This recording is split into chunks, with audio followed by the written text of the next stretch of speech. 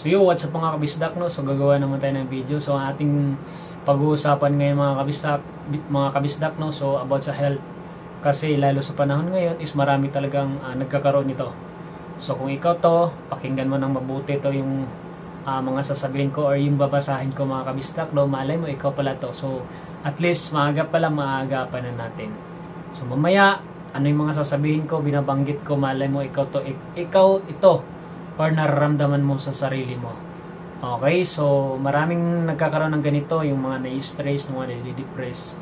Tapos na yun, nagkakaroon na siyang anxieties. Okay, so ito yung mga signs mga kabisdak, no? So may babasahin lang tayo, no? Baka meron ka na nito na hindi mo alam or namamalayan. Signs of anxiety. Okay, mabilis kang magalit kahit maliit na bagay. Bigla kang gumagawa ng desisyon na hindi mo iniisip ng maayos. Okay, baka isa ka doon. Lagi kang pakiramdam na pagod kahit wala ka namang masyadong ginagawa, no?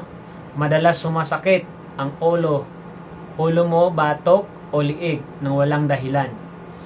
Maliit. Ay, wait lang mga kabisdakan, naghahangay. So, ayan, maliit na bagay ang bigat na sa'yo, parang big deal na lahat. Hindi mo mapigilan ang kakaisip ng mga bagay na alam mong magpapasakit ng damdamin mo. Sobrang overthink ka sa lahat ng bagay hanggang sa naubos ka na. Gusto mong matulog pero hindi mo magawa kahit pagod na pagod ka. Okay, so nawawala ka ng gana sa mga bagay na dati mong kinagigiliwan. Madalas kang nagigising sa 10 oras ng gabi nang hindi mo alam kung bakit. Pakiramdam mo laging may dagan sa dibdib mo at madali kang kabahan o mataranta. Okay, so yun, tatapusin na natin Kung nakaramdam ka na nito, huwag kang mahiya o matakot humingi ng tulong.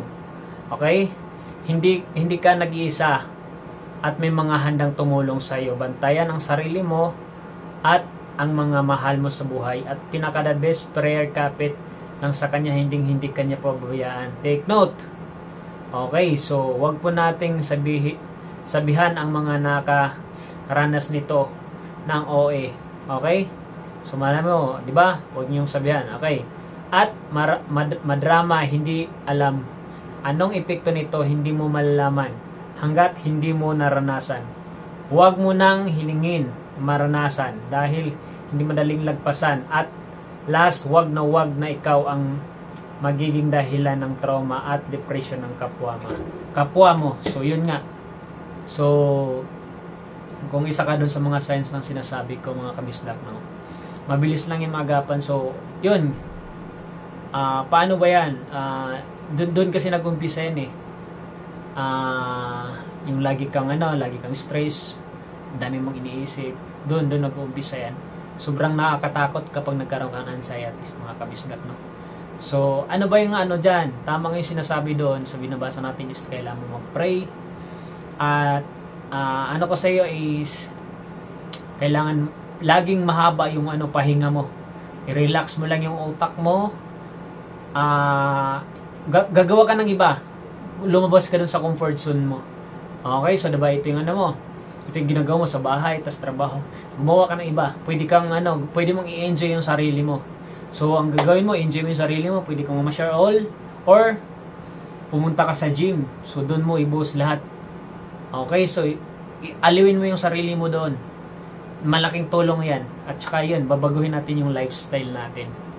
Okay, so, ganun lang. Napakasimple lang gagawin pagka nagkaroon ka nito. Or, ikaw na yung kasi, ang mga ganung signs, mga kabisdak, no, hindi basta-basta yan. Kaya, maraming nagkakaroon nito lalo sa panahon ngayon. Laging stress yan, depressed. So, wag naman sana dumating sa point na ganun. Okay, so ganun lang. Magiging maayos yung lifestyle, mga healthy food ang kakainin, tamang pahinga, iwasan yung mga processed food. So ganun, i-enjoy mo lang yung sarili mo, lumabas ka sa comfort zone mo at doon ka.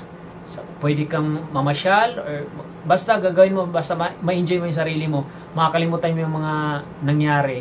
Kasi pag labis kasing labis ng pag-iisip mo lalo sa mga problema, doon nag-uumpisa at yan ang kukos ng nararamdaman ng mga signs na yan. Okay, so yun lang, sana nakatulong tong ginagawa kong video. So wala mang kwentang video mga kabisdak. So yun lang. Bye-bye.